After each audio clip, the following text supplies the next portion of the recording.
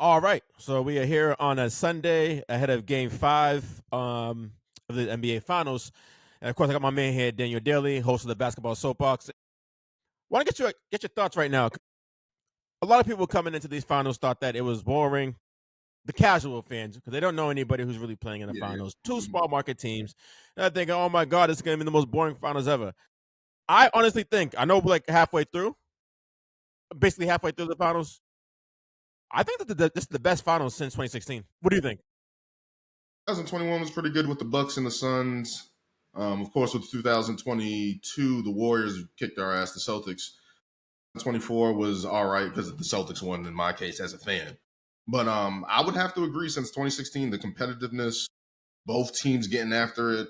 And I think that's the thing. That's the calling card of this series. That's how both these teams got here. Both of these teams just play the right way, execute on both ends. Like that's the big part of both of these teams' play styles. And to get that on the biggest stage, you're just getting these contrasting styles of OKC's terrorizing defense up against this high pace Pacers team that just seems to just never die. And that's been the case throughout the whole playoffs. And now we're getting it at this main stage. It's just making great basketball. It's just making great basketball. Great theater. Like I'm really Yeah. like intrigued. I mean, coming into these finals, I knew the Pacers were good, but I said I just thought that OKC was going to overwhelm them with their defense, and it's probably going to go 5 games. This could Mhm. probably go 7. I Yeah. think I underestimated the fact that while they don't have a generational talent like Nikola Jokic or a crazy athletic guy like Ant Edwards, the fact that the man movement and ball movement combo is really hard for any defense to keep up with, even the likes of Yeah. OKC. Mhm. Mhm. I definitely underestimated that, and the fact that they got Rick Carlisle coaching them, who's one of the greatest coaches of all time. That's Yeah. the clear advantage they have in the series over Dagenau, who's a good, promising young coach. I think that's the thing everybody kind of, even I think I said that the pace was going to be difficult to play against because out of all these teams that OKC has faced in the playoffs, they haven't really faced a team that played this fast. Like Minnesota plays slow, LA plays slow. Who else do they face? Denver plays with a high pace, but it's like that was more by just attrition by numbers for Denver. Denver just didn't have enough guys to go up against this OKC team. Um, Even as tremendous as Joker was and that series was. But Indiana's just going to make it tough. Like they play 10 guys, they get after it. Every guy knows their role. Multiple guys stepping up, which we're pretty much going to talk about, I'm pretty sure, soon. But the way they play that style, I was like, I understand everybody saying 5 because it's just OKC has been terrorizing teams, right? But Indiana's style of play keeps them in games. Like they never change their style of play. And as I'm pretty sure we're going to talk about the last game, especially, it wasn't until OKC really just put their foot down on defense where they kind of shortened up their offense. But overall, they play one speed, they go, they don't keep the ball stagnant, kind of opposite of what OKC does. Um, but yeah, they're just going to make it difficult. They're going to play hard. Rick Carlisle making all those adjustments, putting guys in the right position. He's going to, I think his stock more than even Indiana's stock has gone up because that's the one thing everybody's been talking about is how Rick Carlisle has just been fantastic.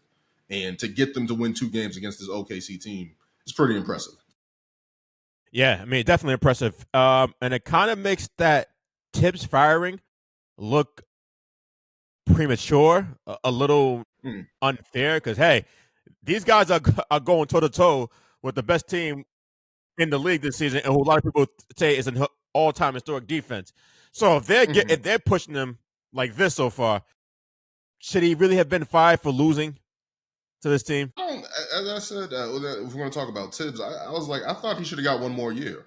As crazy as it sounds, as all the bad things that the criticisms of Tibbs has always been there in terms of rotation and stuff like that. That's something that probably could have been fixed next season, where they just been like, hey, let's pay attention to developing our bench guys over the season.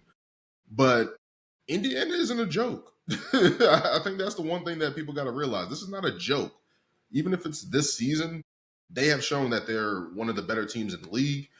Since January 1st, I think they were fourth in the league record wise, not too far off from OKC over the course of the season. Pretty And sure it's they were just like, second, only behind OKC in were that they second? department. Maybe they were second. But it's just like if you're looking at that, that's no fluke. That's not like a 2 week span. that's a couple months of basketball. And I think they had a slow start. I think they started off 10-15. So to turn it around like that and play as consistently as they do, um, the comebacks are one thing, like we saw in game one, of course, but just the ability to continue to play, continue to believe. This is not a joke. So I think, yeah, the Tibbs firing was probably premature. I understand, especially with their strategy to find a new coach, puzzling, but I think it was a little premature itself. Yeah, especially with Tibbs. Yeah, man, it's crazy. I mean, I'm guessing that there is some more behind the scene drama Yeah, that yeah, the yeah, of public course. doesn't know personally. The politics into it. Did they really want Tibbs to be there long term? The clashing with the players over the amount of minutes that was being put on Mhm. them, taking a toll on them, and everything. I think that probably played a contributing factor to his departure as well. But like I said, Indiana is really like showing the world that they're for real and they deserve to be here. I kind of think too the fact that you play the Bucks team, even though I think they would have won if Dame didn't tear his Yeah, Achilles. because I think people are looking at that like, hey, Dame got hurt, and then of course you had some injuries that were on the Cavs side early on in the series. And then I think people yeah, yeah. were using that to cloud their judgment on this team, thinking that they kind of are a fluke that they got here and everything based off like Hmm. injuries, luck that transpired. And I think they even using the fact that even the last year when they beat the Knicks in Game 7, I believe Yep, yep. they didn't make it through the whole game. OG didn't make it through the whole game, and Brunson didn't make it through the whole game as well. So I Yeah, think like a lot of people people are were here. using that from last year as well. Oh my gosh, they're getting lucky again. They're lucky to be here. It's a fluke. They're not really this good, but now they're real. We could talk about game 4 as well that took place on Friday. Oklahoma City won 111, 104, tying the series up 2 games apiece. This, I think, was an instant classic. If Classic Sports was still around, ESPN channel, Yeah. I think that would have been playing the next day. High He'll stakes, qualify. big shots. Okay, legacy game for SGA, I think. What was your thoughts Hmm. on the overall game? I, of course, everyone thinks Indiana blew a tremendous opportunity to go up 3-1 against this tough OKC team. Because especially in that fourth quarter when the defense turned up, they took away the Indiana Pacers threes. That was probably the best version of OKC we saw outside of game two because we haven't really saw a dominant performance out of OKC, like something that's like stamping their impact on the series. Um, yes, they had that big lead in game one and stuff like that, but that overall game, I was impressed by OKC because we've always been taught one of the things that came into the series talking about the OKC team overall this throughout the season was how is Jalen Williams going to step out? How's Chet going to play? Who else on this OKC team can step up? And you got both those answers. Jalen Williams was J Dub was tremendous in this game, attacking the hoop, going after guys. I I was gonna say I loved his intensity early on, setting the tone, getting to the Mhm. basket and everything, not relying on the outside shot. Loved it.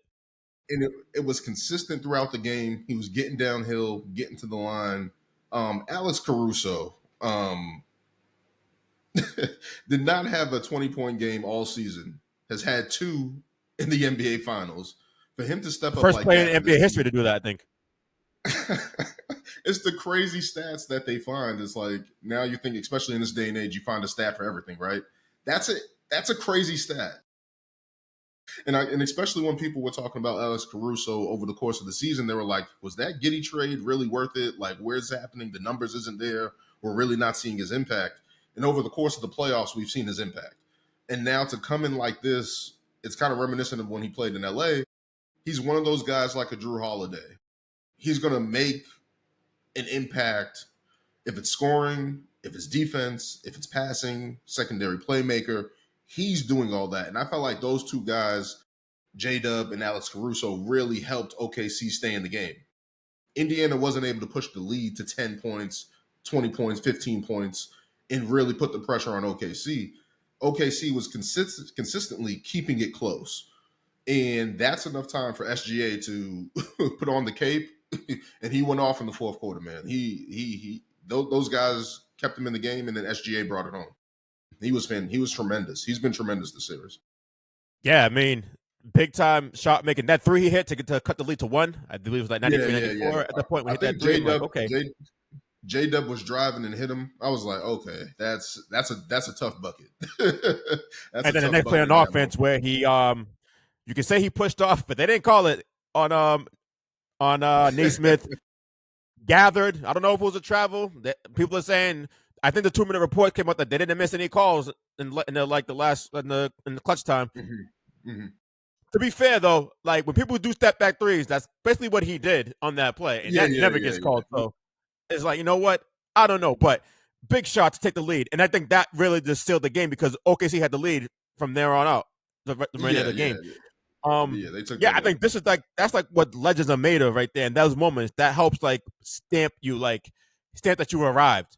We've seen Yeah, players yeah, like Mike, Kobe, Wade, Braun make shots like that in those moments, similar pressure situations when they just yeah, elevate yeah, their team. And I think SGA did it in that moment. And this is gonna go down as one of the biggest games of easily the biggest game of his career thus far. And yeah, yeah, if they yeah, win the yeah. championship, this is going to be people look at it as that moment that helped seal the victory. So let me ask you a Because question. that. A lot of Yeah, go people are ahead. complaining about the fouls call or lack thereof. I thought the fouls overall, yes, a favor OKC down the stretch, I think, but overall, calls. People are getting what people were mad about then getting called for an offensive for a flagrant topping like dog. That's a flagrant Yeah, foul. Let's be real. He led with his shoulder. He didn't make a play in the basketball. I don't care if it's the playoffs. We're not going to do that now because by today's standards, that is a flagrant foul. yeah, It's yeah, got to be yeah. called. Well, yeah, And then hey, you yeah, could yeah, say that they made up for it with Dort guy called for the flagrant on top and when he went to the basket. He swiped, yeah, yeah, yeah. didn't make contact with the ball, hit him in the head. It's like that's a foul. That has to be called.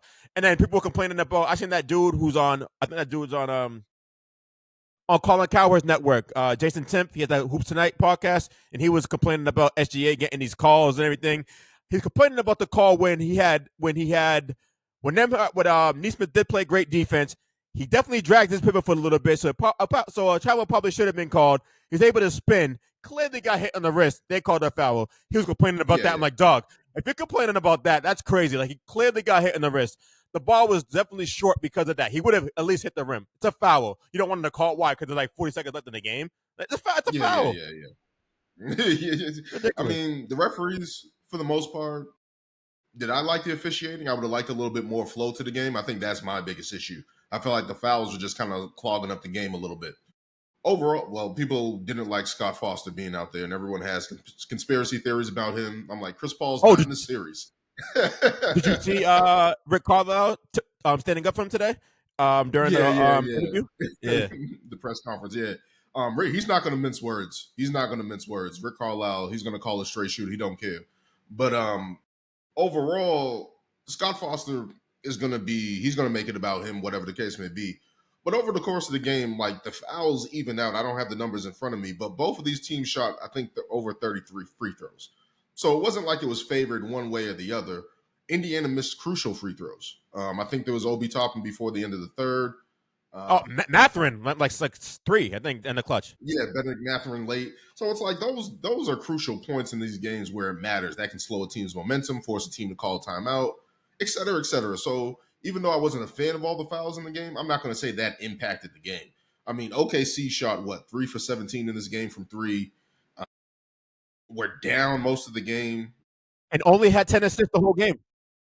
That's the 10 thing I assists. want to talk about. Because that's why it was so impressive with SGA and J Dub. They were just taking advantage of Matherin, Neesmith, Nemhard. Like they went after those guys and just instantly won those matchups. So the defense for Indiana just wasn't working down the stretch and over the course of the game. You can see OKC figuring it out over the course of the game. So that was the biggest thing for me. Like to win the game that way and not pass the ball, where on the flip side of thing, Indiana has to use their ball movement and move the ball as much as they need to. Like that's more impactful to me. I feel like that was you guys weren't able to slow down SGA like you guys did in game three. And I think that's the main difference. Because Chet played well in game three, J Dub played well in game three, and then SGA just kind of had a normal game. SGA was able So to you think explode Chet played late. well in game 3? I thought he was kind of pedestrian. He was good for a quarter. He made up for it in game 4 with a double-double and 2 like Did I big offensive rebounds in the fourth. am I mixing up the games? I might be mixing up the games. He had a big game. Was it either game two or game three? I'll have to look it up. But I thought he played, even though he got hurt early on, I thought he played well enough to get that double double, like because his stats were kind of limited, but he was able to rebound and score still in game four, so he wasn't completely out of it. So I thought that was a big time performance from him, just being out there because OKC has kind of shortened their rotation. Hartenstein, it's kind of just if he's playing well, you keep him out there, but if he's not, they shorten that rotation.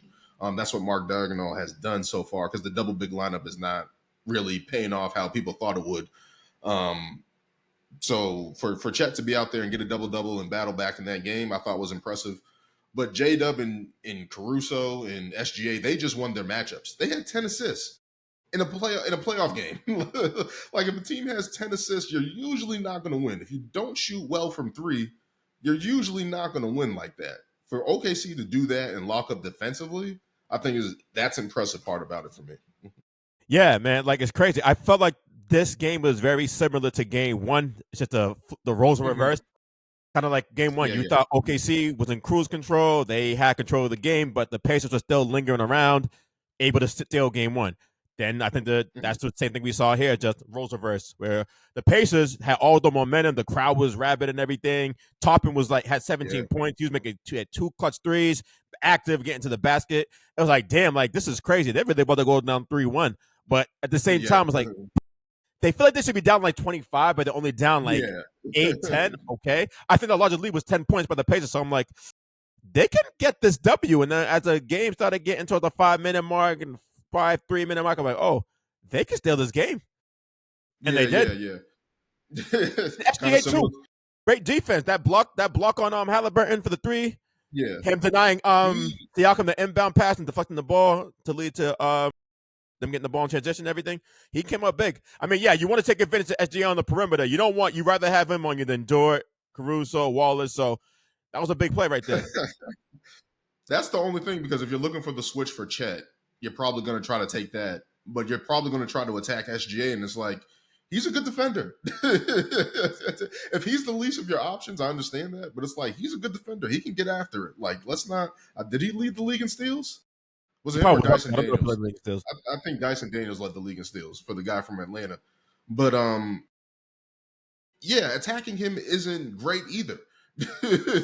Like he's 6'6", he can defend, he can contest. He's able to use his arm, his wingspan.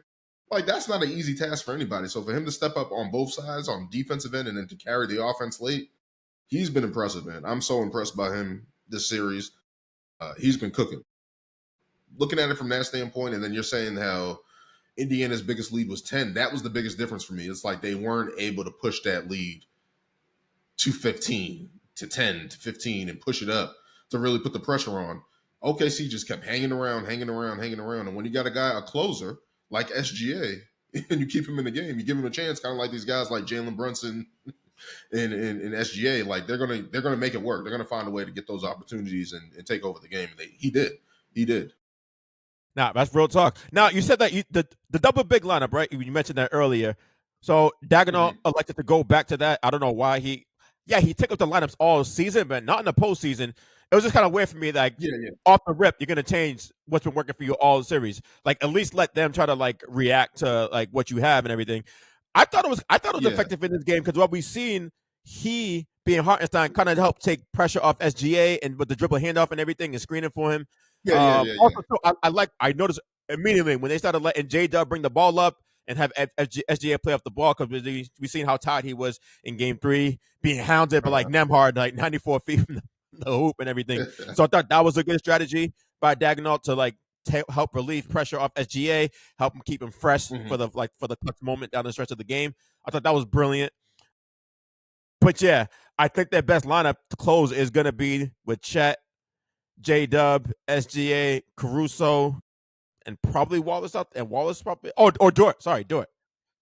I would say that because Wallace hasn't really been that effective this off. Yeah, he's young. He started one game. He's been all right, but it's just like you rather have Dort out there. He's like definitely. his defense and he's just getting after it. He's gonna they're a problem when Dort's out there as well. But just looking at what OKC has been able to do, especially with the dribble handoffs with Isaiah Hartenstein and stuff like that. And I thought that was another thing, bringing the ball up with J-Dub. That took the pressure off SGA, give him a break from basically facing this hounding them hard all the time.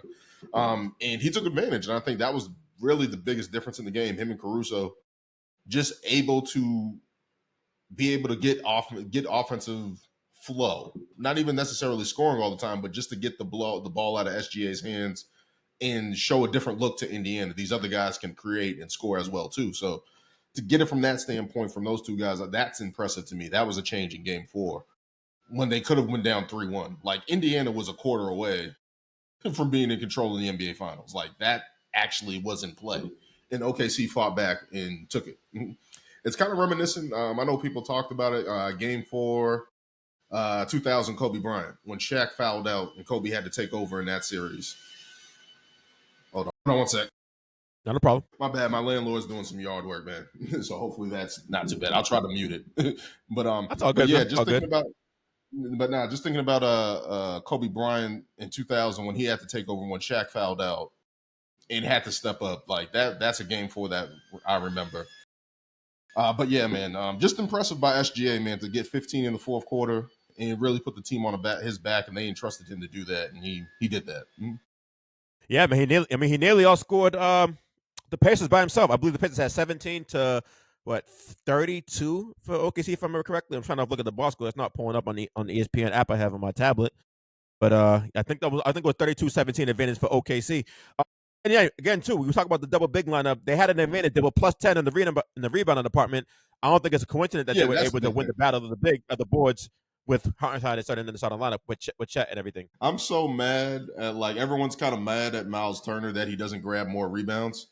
And it's showing up in this series. It's like, dog, you got to at least grab rebounds, man. He's not hitting his shot. I mean, he had a good defensive game in game 3 where he got with the 5 blocks and stuff like that. But it's kind of similar to Jaren Jackson Jr. It's like, yo, you got to rebound, man, for this team, because that's where Chet made his impact. Chet made his impact on the boards, getting the rebounds. I think it was 14 points and 15 rebounds. Chet was. Yeah, I think it was 13, 14. But whatever the case may be, it's like that's where you kind of got to make up if your shot's not falling. You at least got to grab boards in this series because those possessions are valuable, especially with all the turnovers that are being created, all the pressure that OKC is putting on you. You got to be able to rebound, and I think that was a misstep with him. Another thing, yeah, too, I mean, I'm looking at Miles Turner right now for the finals. He's at 11.5 points per game and shooting 40%, right under 32% from the field. And Chet was 14 and 15 points of rebounds in game 4. So. And I think a misstep that Indiana did, they kind of got away from Siakam. I think he only took one shot in the fourth quarter. So looking at it from that standpoint, it's like he got going in the first quarter. He had 10. He finished with 18, right, or so? Am I right? He finished with 20. 20. So it's like he had 10 in the first quarter and then had 10 for the rest of the game. Had one shot in the fourth quarter. And I'm like, they got to figure out a way to get him going because he's the only guy outside of Halliburton that can really create for themselves. He's the guy that can get shifty. Well, Mathurin showed this in game 3, of course. But he's the one guy that could probably pose problems for OKC. He's the leading scorer for Indiana in the series at 18, nearly 19 points a game. It's like they got to figure out a way to consistently keep him going. I don't know what it is, but they got to figure out a way because to get one shot in the fourth quarter, that can't happen, especially at home. That can't happen. That can't happen. And especially he's the one who usually has the most favorable matchup for Indiana when OKC is guarding them and everything. Well, like Halliburton's going to be hounded by Dort, Wallace, Caruso, and everything. So he has a relatively favorable matchup. So you got to take advantage of that. And like you said, to only take one shot in the fourth is that was the biggest alarming thing. And I'm like, that can't happen if you're Indiana. And especially at home, you're up 10. I think they were up 7 going into the fourth. You got to get that guy some buckets and especially put some pressure on that front line and get a mismatch and see if he can at least get to the line as well. Like if they were struggling to find points, I think they were 0 for 8 from 3 in the fourth. You got to get that guy the ball and figure out a way to get him going. So I'm pretty sure they're going to try to figure that out. But it's like that was a big missed opportunity for Indiana, man. Like you would have had a chokehold on the series. Yeah, and then I think I don't know if you mentioned this too with Chet. Very great on defense in the clutch too. They were trying to pick at him. Halliburton trying to get by him and dance on him, and he held his ground. Was able to move his feet, contested the basket, made life difficult for him. There's a one play where he helped alter the shot for Nembhard as well. I was really impressed with him being out there and He moving on the wasn't. He wasn't perimeter. Carl Anthony Even Towns after out like there. spraining his ankle, like rolling his ankle Yeah. multiple times, getting hit, knee to shin, and he able to toughen it up. But hey, it's the NBA Finals. You got to do that. He wasn't Carl Anthony Towns out there. This is not drop coverage. He's going to actually try to contest and hang out there. So kudos to him, man. That's why I said I was impressed by him to turn back, to come back from a sprained ankle. He walked off the court, came back. For him to get a double-double, hang in there on defensive end that late, I was impressed by him as well. So kudos to him. Yeah, man. And I mean, I kind of had a feeling that like Mathurin and McCollum weren't going to have the similar impact that they had in Game 3 because they was amazing in Game 3. Even though they're going to be at home again for Game 4, I'm like, there's no way they can duplicate that. Kind of like how I thought that there's no way. Well, they haven't played at home yet again. There's no way that Caruso. Oh well, Caruso did duplicate that in Game 4, what he did in Game 2. Yeah, It was Wiggins who scored like 1 point since Game 2 off the bench. So yeah. it's funny how like both of these teams have these role players that like these co-stars, the supporting cast members that come in and can switch the series. This is what you need, I think, in the new NBA, especially when you're playing at a fast pace. You're gonna need the depth to be there on any given night, and somebody's got to come up and step up and like steal the spotlight from a co-star to some degree. I meant from a main star for some degree, and we had that with like Caruso, and then Game 3 with like Mathurin and McConnell. I think that, as I said, I think when we talked last time, I said the bench for Indiana is going to be so valuable. Obi Toppin has been a revelation for them. I think he's shooting 40% from three. TJ McConnell, you know what you're going to get out of him. Benedict Mathurin, Game 3, 27 points, explosion. And I felt like they kind of showed up and did what they needed to do over the first couple of games. It's like, yo, they're playing well, trying to impact the game. And I'm just like, Halliburton and Siakam got to get going in this series. I know they're facing this hounding defense, but if they're going to have a chance to get in tremendous bench play, I think the bench for Indiana is scoring nearly 40 points, around 40 points in this series. It's like you guys got to, Halliburton and Siakam just got to be better for them to really win this series going forward. I'm like, those guys got to dominate in any capacity they can, because it's like the bench is giving them all they got. So I'm impressed by Indiana's bench with Obi Toppin, especially. TJ McConnell is always going to be solid, and Mathurin. But it's like Halliburton and Siakam, they got to be the best players for Indiana for them to get a chance. They have to be dominant. They have to score over 20. They have to score over 20. Both those guys consistently, I think, because I think even with Indiana getting this bench production, if you guys are struggling, it's going to be tough to win. It's going to be tough to win. Yeah, And I think that's the difference against this defense, especially if it resembles what it did in the clutch in Game 4. It's going to be tough if you're not like producing points. Yeah, and I think that's been the consistent thing where J-Dub has showed up, Caruso has showed up, SGA has showed up. So even if the bench is struggling, you at least get some consistent offensive production from those guys. So I think that's the difference, and I think Indiana, they got to figure it out. That's the biggest thing, because it's like if you guys can't score, then you're dead in the water. You're dead in the water. So they got to figure that out. But to be fair, though, for Halliburton, I mean, he had a good Game 3. I thought he had a good Game 4. But he didn't score over 20 points. I believe I forget the record when he scores like over 20 points in these playoffs, or like in the season, like it's a crazy record when he does that. Yeah. So like, to your point, he just had to score like 20 and up to have a chance to beat the Thunder. Yeah. But I just don't see. It's tough. Yeah, it's tough with that defense pressuring him, and he's kind of just having to get rid of the ball, right? Because they're not trying to give him any air to breathe. Because we've seen when that happens, he gets loose, even for a moment, just like in Game 1. He has an opportunity to take over a game. But I think it's just like they got to figure it out, because it's like he's the engine. Like even with all the playmaking and stuff like that, but it's like it's kind of like I kind of think about Steve Nash this way. Steve Nash talked. I can't remember the party. I think it was with Bill Simmons, or I can't remember. But he was talking about those mid 2000 Suns, and he's like, I wish I would have scored more. I wish we would have shot more. And it's the same thing. I think Kenny Smith said the same thing about John Stockton. Like if those guys shot more and how efficient they can be, it puts even more pressure on the other team's defense. So for even though those guys have that creative in their game and they can pass and do all these other things, it's like if they score more, they can really put pressure on teams. And I feel like Halliburton, he has to have a 30-point game. He has to have a 25-point plus game to really give his team a chance. Like not only the playmaking, he has to kind of do it all for them, as well as Siakam. Siakam has to just be a vocal point. See, it's kind of tough though when a guy who doesn't have that mentality. You want a guy got to go to 30 who doesn't have the mentality, who's a Two pass guys first that I point just guard, named: likes to get John everybody Stockton, Steve involved. Nash. Yeah.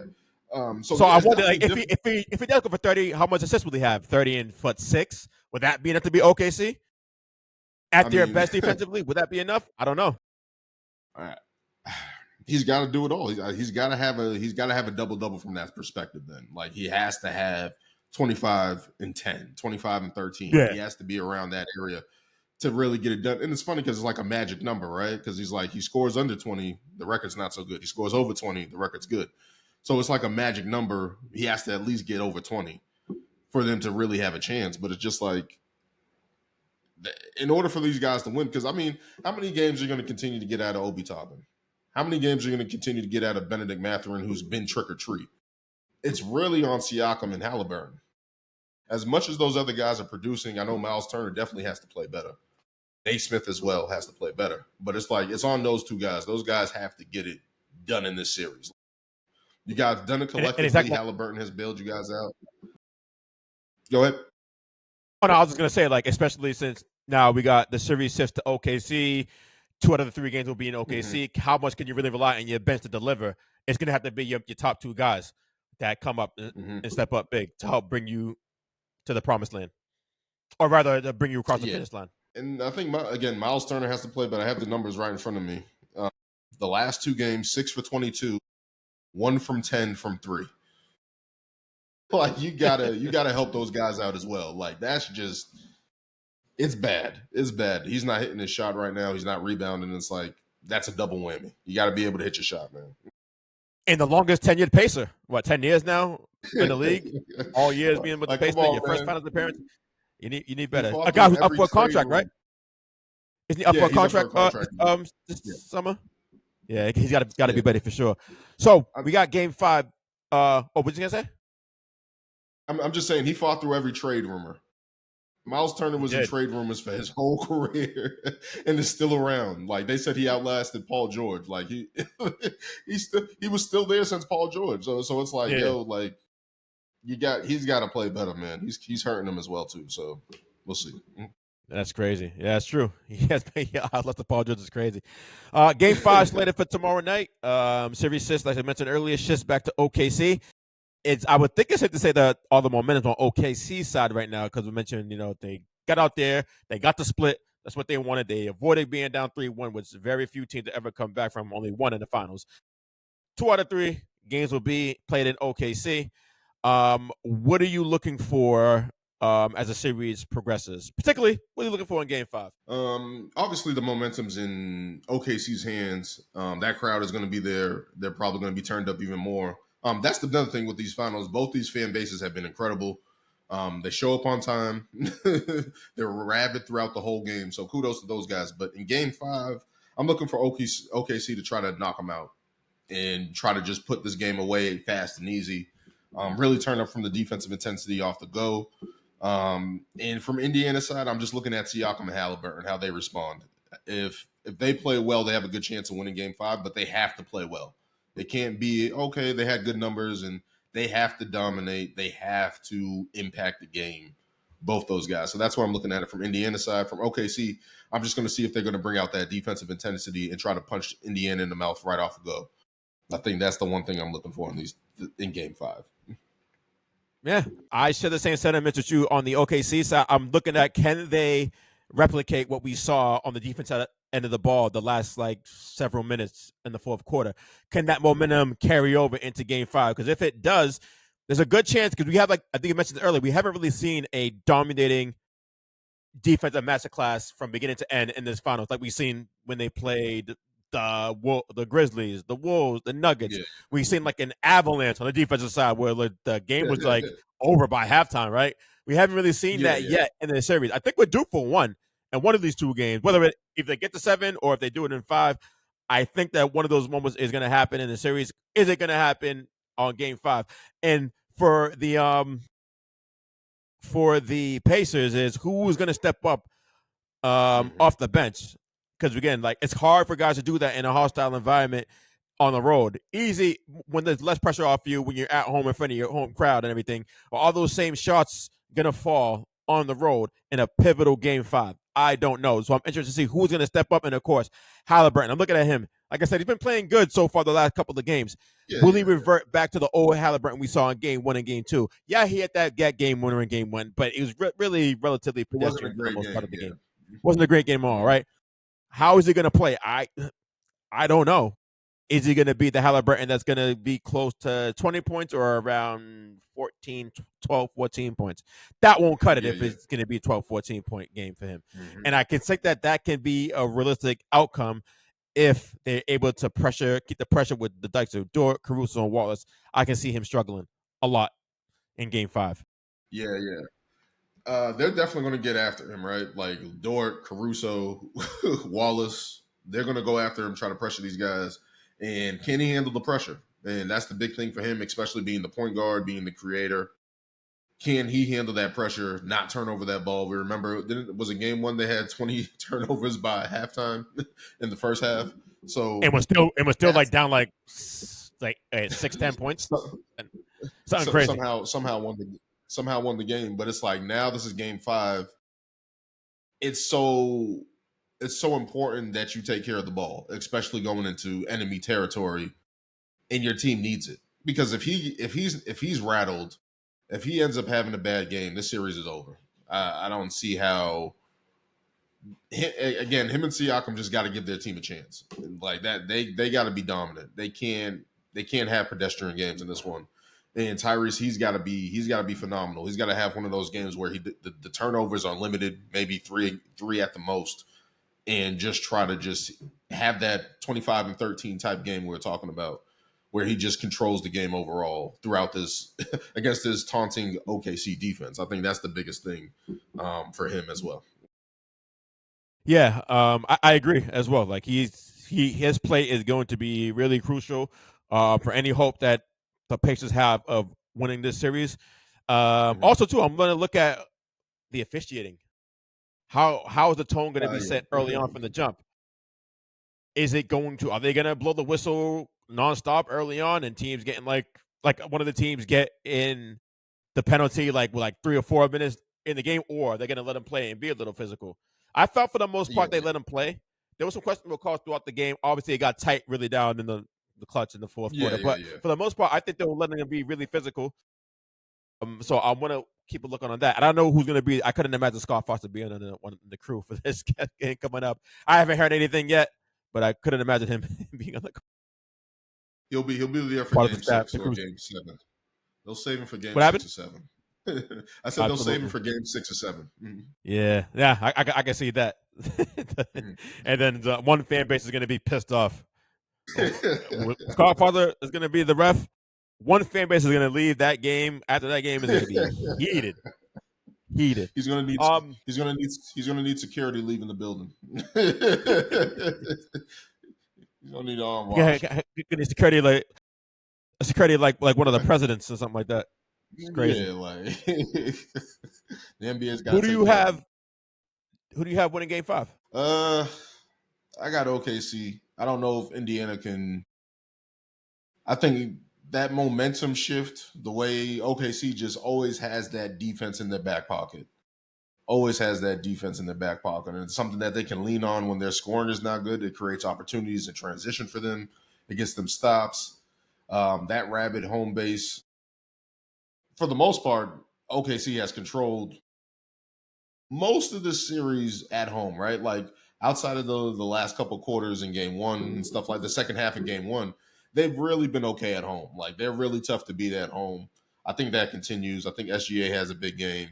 I think those other role players, maybe you get Isaiah Joe back in the game, you get Wiggins back in the game at home, a little bit more confidence from that bench, and I think they all step up. I think OKC wins this game. I don't know if Indiana can make it close. It just depends on if Halliburton and Siakam can play big time. But overall, I think OKC gets the win in this one. Yeah, I'm going with OKC as well too. I think there could be at I'm going like a 10, 12 point victory. It very well Mm-hmm. could be larger than that. Because I said I think Yeah, they're due for one of these like avalanche like stellar defensive performances. lockdowns. Yeah, and then you mentioned the fact that they're at home now. A lot of guys that come Hmm. off the bench are going to feel comfortable. Maybe Dagnall's going to extend the bench a little bit in this game, Hmm. possibly getting the likes of like Wiggins might get going again on offense. Yeah, yeah. Joe might do something. Even maybe Kendrick Williams might hit a couple of shots Yeah, yeah. in Game Yeah, Five. because Like that's I the think, main thing. Like, I don't think Isaiah Joe played in Game 4. Like, he shortened up that rotation. but So he it's played in like, Game 3, hit like 2 threes, and yeah, then there's yeah. Wiggins was big time in Game 3 as well. So Game not Two. Game 3, Game 2, where he had Yeah, 18. So I think there's going to be a little bit more leash on the bench. Like, there's going to be at least a little bit more leniency to get those guys in there, especially early, and see if they can at least help give this OKC team a boost over the top. So I think that's going to be the difference. and if they're able to like get a healthy lead, I think Dagnall will Yeah, trust yeah, yeah.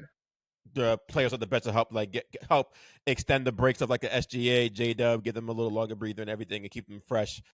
Especially if they're blowing them out and they win, keep them fresh for Game 6.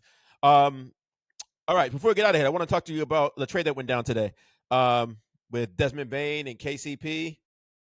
Whoa, whoa, whoa, whoa, whoa, whoa. I didn't see anything. You didn't see that today? Yo, you didn't see that What's the today? trade? I didn't see that. No. Desmond Bane's on the What? Magic. Yeah. It happened like 10 o'clock in the morning. Yo. It Hold was up. it Hold was up. like between 10 and noon. Hold on, let me find it right now. Oh man. I'm gonna find it right now. Honestly, I've been so busy, like doing a lot of stuff Yeah, that's why today, I'm that like, I I really didn't had time see to research it. it and look at it. I was like doing this last night, get ready for this last night. Let me see if I can find it. I can tell you right now. So it's Desmond Bane. Hold on, see. Here we go. Magic acquired Desmond Bane from Grizzlies in blockbuster trade. So we're gonna have here Desmond Bane is going to the Magic for KCP, Anthony, and 4 unprotected first round picks and a pick swap. That is what's going on. Great, yo, crazy, right? I didn't even have time. I was so busy today. I had a lot of stuff to do to get ready for this week, and I had time to look at that. I was prepping for this podcast yesterday. Didn't look at that yet, but that's crazy. This is crazy. This What is the real time hell? reaction for you. He didn't know. I thought you knew. What the hell is Memphis doing? I think that they are trying What? to reset. I think that they have to sign Jaren Jackson Jr. I I think think that's they're what it gonna. is because Desmond Bane. I think Wendy alluded to them possibly blowing this up. I could be mistaken. Again, I was on YouTube watching the clip from Sports Center, but I was so busy today that I really wasn't paying too much details. But I think he was alluding to the possibility that they can do a franchise reset here, man. Who are they rebuilding around? Jaren Jackson Jr.? Probably going to try to tank or and then try to get somebody from next year's draft with a deep draft class. I'm This is sorry, Desmond Bane is good. yeah. He's he's not the problem. Yo, I I did think not this is, expect that. that's a great pickup for the Magic, man. An amazing pickup. Yeah, but that's the one thing they needed. They needed somebody that can shoot the ball, do a little bit of playmaking. They needed that. So that's a big win for Orlando finally taking a step, right? Like I Yeah. thought there was rumors of people always saying they're going after Anthony Simons and stuff like that from Portland, getting another guy that can actually handle the ball and score at a good clip.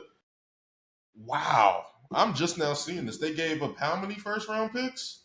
Let me One, take two, three, four. four Not the unprotected Mikal and the pick swap. not the Mikal Bridges trade. Man, it's funny. Everybody on Twitter is like, "Yo, how the hell did we only get one pick for Luca?" All the Mavs fans and like, this just makes Nico look terrible. Hey, they got the first pick, right? So they got the Cooper Flag sweepstakes. So that was the trade off, I guess. But that's crazy to me. Why would I mean it's a big swing for Orlando because they gave up all that draft equity. Now they got to pay Desmond Bane. They got Franz Wagner. They got Paulo. I feel like they needed an upgrade at point guard, but if they think that he's going to help, I don't know what both these teams are doing. I think Memphis lucked out because if they are going for a rebuild, they got a lot of draft equity Yeah, and they got off Desmond Bane's contract, but that's just for KCP. He didn't play well in Orlando, but it's exactly. just like so I'm just like I guess that's an upgrade by itself for Orlando because they got Desmond Bane who can get 20, can get 30, play make a little. I'm baffled by this. I didn't know this happened. That's crazy. My goodness. Yeah, I'm like, I guess a trade Memphis. happened during the finals, but I guess like it's able to do that because like it's still within Yeah, the yeah, window. you're able to at least. Yeah, Yeah, at I least saw you're able Mario to Marks talking about negotiate. that a little bit today, so I'm like, okay, that's If just there's crazy to if me. there's if there's anybody that talks about like transactions, I just look up Bobby Marks because he's going to figure out a way if anything can go down. So he's a good source for that. But I guess the Grizzlies are just like after that. I don't know what they expected after their players were injured and what they were going to do against OKC. I don't know what they expected. But if this is a blow up for a rebuild, at least they got some draft capital. At least that. Yeah, So that's it at least I mean, started that. So I I guess think for Orlando too, you could make a case. I mean, it's early. Can they be mhm. a top 3 team in the East next year if they stay relatively healthy with this with adding Desmond Bane along to go with I Paolo, mean, Wagner, and Suggs and everything, and I'm trying to see. they got the second experience in the postseason, the Paolo and everything going against Boston this year. Um, maybe I think I think they can be good because that defense is there. Hopefully, it still exactly. continues to be there. KCP wasn't a plus on the offensive end that they thought they were going to get from a shooting standpoint. You got the development of Black.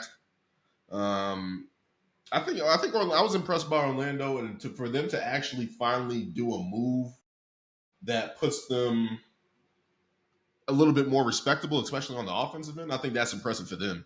I know people are not going to like Desmond Bane's contract. I'm trying to look it up. Let me see if I can find Desmond Bane contract. Yeah, Desmond Bane's making like $34 million a year. So yeah, I can understand why people will be hesitant on that end. Like they're gonna have to pay him for the next 4 years. But at least Hmm. with that he fits their timeline with France and Paulo. He's a young guy. He's not an old guy, but at least he has Yeah, playoff experience. he just turned He's 26. a Oh no, great no, shooter. sorry, he'll be 27 on the next week. On the 25th, he'll be Yeah, so I 27. mean that's the right guy that you want in that frame right there. Good score, efficient score, 39, nearly 40% from three. So that's definitely the improvement Orlando has been looking for because that's something that we've seen their offense in the playoffs the past couple of years, and it's been abysmal with Paulo and Franz having to create everything. So for them to get at least some offensive explosion, maybe some shooting, that's a plus for them. So I think it's good for both sides because I'm just shocked by Memphis because unless they're like, hey, we're going to play Jaren Jackson Jr., we're going to have to change it up a little bit, especially on the defensive end. Um, it just lingers. I just saw a report the other day too that they said the owner and general manager relationship with John Moran is still strong, but you know how that can flip in a Yeah. day. So I'm just wondering what the direction of the Memphis Grizzlies is. If it is a rebuild, maybe they're looking to get into. I'm trying to look. Let me look. Because I'm trying to look at their contracts. If they just got off him, either maybe that puts them underneath the cap. Maybe that's what it is. Maybe I think Zach Edey's out for a little bit too as well. Um, I don't know. Maybe they're just trying to avoid that second apron, build all these assets, and maybe next offseason make a move for somebody. Maybe that's the move, but I don't Well, know. like I said, trying to I'm like just position surprised. yourself for a high pick in the next year's draft and hmm rock off from there. Either that or the next superstar that acts out. If Yeah, you but can then again, probably get in the who's gonna want to go Giannis, to Memphis? Who wants to go to Memphis? maybe you can get. No, Hey, I'm they just got saying. good I never fried heard. chicken I in mean, Memphis. I heard. So, they got good fried chicken in Memphis, so I don't I know. believe that.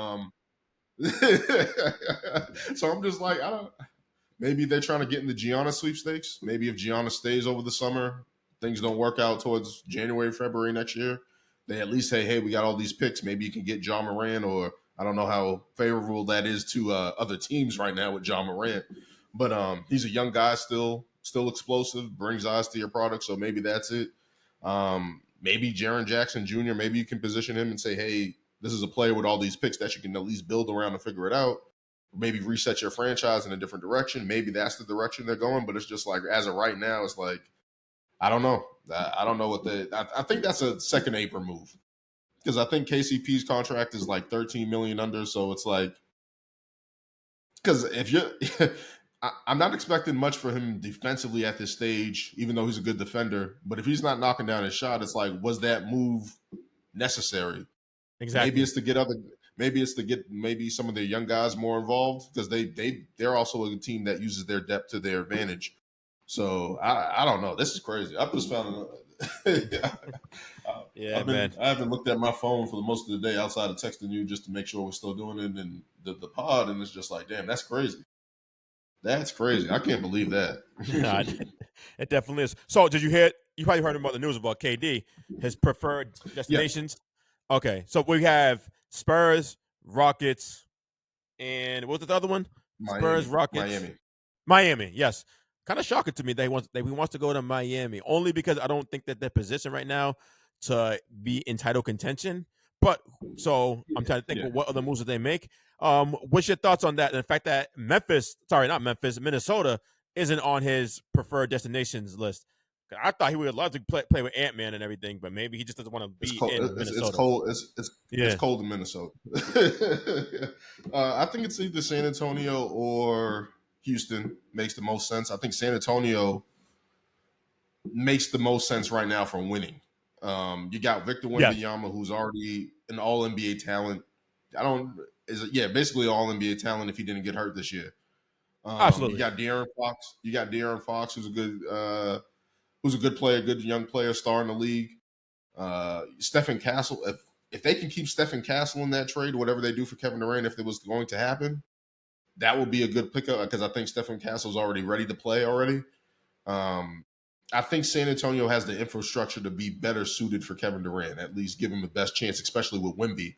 That's probably the longest wingspan front line in NBA history if those two guys team up together. So I think that's a good standpoint. If you go to Houston, you're kind of waiting to see what the other domino is. And that's kind of been Kevin Durant's latest two stops, right? When he went to Brooklyn, who else could they get? They ended up getting James Harden, turned around and ended up with Ben Simmons, et cetera, et cetera. He goes to Phoenix with Devin Booker. They end up with Bradley Beal. So that's going to be another thing for him. Who are they going to be able to keep in Houston? And who's the second star coming into Houston if that does happen? So I think that's the biggest thing. I don't know if both. That's the thing with Houston. I don't know if they're able to make another move after trading for Kevin Durant. It's not going to be it's not going to be the Phoenix Suns trade that they expected when they got all those picks and sent Cam Johnson and Absolutely Mikal Bridges not. to No Brooklyn. way. It's not going to be that. So it shouldn't be that. So if Houston's able to hoodwink Phoenix a little bit, maybe give up a couple young players and a couple picks and then still have something left over to make another move, maybe that's the move. But I think San Antonio with that number 2 pick, having a couple favorable contracts, guys that can actually play and at least help Devin Booker at least try to be respectable next season. I don't know what Devin Booker's going to do. I know he says he loves Phoenix, but it's looking grim. It's looking real grim. You got Bradley Beal who doesn't care. He's just like, yo, I'm my check's clear on the 1st and the 15th. I'm He's not just waiving living my his no life, trade man. clause. He is the best. He has the best situation in the NBA. He's like, yo, if I'm not going to win a championship, I'm at least going to collect these checks, man. You're not just going to move me around. Phoenix is nice. I'm on the West Coast. So I don't Very, know what Devin Booker's very going to low do. income tax state. Yeah, yeah. So he's chilling. Like he's not worried about nothing. But I think San Antonio has the edge if they're willing to pull the trigger. I know that's not usually San Antonio's style. They're usually collecting assets, kind of doing the OKC Sam Presti route. But if they're able to make a move for Kevin Durant and give up limited resources like Devin Vassell and Keldon Johnson and a couple of guys like that and a couple picks, I, I wouldn't. I think San Antonio is the best choice right now, especially where Kevin Durant's at in his career. You get to mentor Wemby. You get to play next to Wemby. You don't have to worry about the defensive end like Phoenix was making you do, making you play center and having to be the guy on the back line and stuff like that. So you know you at least have De'Aaron Fox, who has playoff experience, who has led a franchise, at least put a team on his back in Sacramento. You at least have pieces there and a good infrastructure in San Antonio. So I think San Antonio should have the edge. They have that number 2 pick. They have that trump card. So Yeah, so I never looked at it like that. I haven't thought about what would be the best choice out of those three destinations. But you mhm, make a good point about the fact that KD would have to be relied upon nearly as much on defense, having Wemby angering and having all yeah, those young athletes there with all those assets that they have, and KD can be like a plug and play player because I think I think he's the best plug and play player in league history. He's just so efficient, mhm, finds his shot within the flow of the offense, doesn't need to take a lot of shots or over dribble to get going. So mhm, I like that actually. And I'm thinking about it now. I think San Antonio would be the best option. I'm gonna guess that they are now thinking that Giannis is not really realistic acquiring Giannis in the trade with Milwaukee. based on what we hear about Giannis saying that he hopes to be a Milwaukee Buck and everything long term, maybe San Antonio's looking at it. You know what? We got to pivot here, and maybe they're going to try to put together a package for Kevin Durant. So, are you saying that you think that they could possibly give up the number 2 pick for Kevin Durant? That'd be crazy. If I'm Phoenix, that's what I want. Oh yeah. Like that, Absolutely. like there's no doubt. Like outside of that, it's like, what's the alternative? You're gonna get a couple contracts of guys that you really don't want next to Devin Booker. And what's the plan? It's like you got to get some type of asset out of it. I don't know if San Antonio can figure out a way to trade and not give up that number 2 pick. That's where I'm like, if I'm Milwaukee, you gotta. I know everyone's saying just keep Giannis and stuff like that, but it's like Damian Lillard is going to be out. This roster's older. And Dame You will be don't like really 36 when he comes back next year. you don't have any draft assets. It's like, what's the move like with keeping Giannis? Like, unless Giannis is just cool with just staying in Milwaukee and signing, hey, we need you to re-up and sign an extension. I don't know what his contract situation. I'm pretty sure he signed the max after the championship. Yeah, I think got like several years left on his deal. So it's like that's more favorable in a trade for me. If he has 3 years after he has 2 years after next year. So he's in there. So it's like I don't see the moves they can make unless Giannis is just cool staying around and figuring out. But it's like if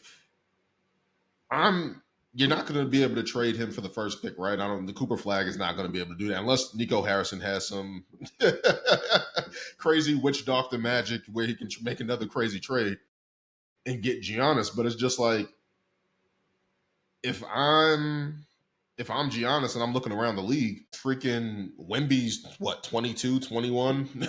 Aaron Fox is young. You have a little bit more of a roadmap there. I would want to go to San Antonio. They've had relationships with David Robinson, Tim Duncan, Manu Ginobili, Tony Parker, even though Tony Parker left at the end of his career. But it's like they have a track record of winning, keeping their players happy, continuously developing players, bringing players in. I'm like, I don't understand why. I understand San Antonio is not Houston, it's not LA, but it's like, yo, if your team, if his focus is staying competitive every year and winning championships, I would be like, yo, send me to San Antonio. And But I'm do pretty you sure. really want to make that move to the West where it's going to be a gauntlet just to get out of there? Whereas the East, there's so many question marks in the East. The Celtics, obviously the Sixers, that process is over and everything. And it's really like the only like real like solid team right now is the Pacers, right? Let's talk about the Western Conference though. OKC is good. OKC is dominant. Let's put it that way. I don't want to say good. They're dominant. Yeah. Outside of OKC, they can't be better than the Lakers. You can't be better than the Clippers. You can't be better. Memphis just took a step back. Utah's not coming anywhere. Phoenix is taking a step back. Denver's in flux right now. Like Russell Westbrook just left. They got to figure out what they're going to do with their contract situations and what they're going to be. Nikola Jokic is saying, hey, we need more depth. We don't know what they're going to be. They're going to be in the mix because they have Nikola Jokic. That's obvious. But you're telling me if Wemby, Giannis, and De'Aaron Fox walk into Denver, they can't win that? And that's what I'm saying. Like, if I'm Giannis, I'm like, yo, send me to San Antonio. You have a roadmap from that standpoint to win for the next 7-10 years. That Mavericks window that was supposed to be there, that isn't there now.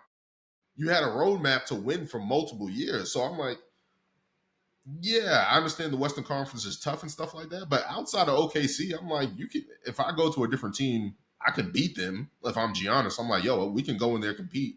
I just needed some help. I just needed some people around me. That's the main thing. So again, I think San Antonio is compete with OKC in terms of if they get a Giannis and stuff like that.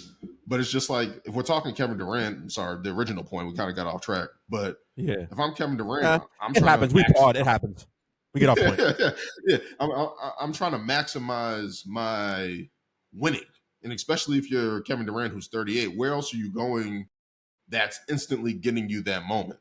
And I don't think he's coming to Boston. You know what I mean? Like you're playing with Jaylen Brown and Derek White and Jason Tatum. Jason Tatum's out for probably next season, for majority of next season if he ever does come back, whatever the case may be with that. But it's just like, where else are you going to go? Cleveland, I know, has a cap situation they're trying to figure out as well. New York, if you go to New York and you switch out Karl Anthony Towns with Kevin Durant, does that instantly put you over the top? Maybe next I don't year. think so. Yeah, so it's like, I mean, the East is probably open next year, but it's just like, I don't know, man. I don't, especially. I just think San Antonio's the move right now. I think San Antonio's in prime position. I think OKC is also in a position to do something crazy. Like if they If they lose were this to series, lose these NBA finals, and yeah, yeah, they yeah, have yeah, more. yeah. They have more assets to San If they wanted Antonio. to, that's why I'm like, if OKC wanted to do anything in the league and just be like, yo, we want to win the next 5 championships, we can get the best player, we have all the assets, we have young players that you can rebuild around. They're in position to do something as well. But it's just like, I don't understand. If I would want to play with Wemby, that's what I'm saying. Like, I would want to go play with Wemby. Like, he's already shown that he's already defensive player of the year category.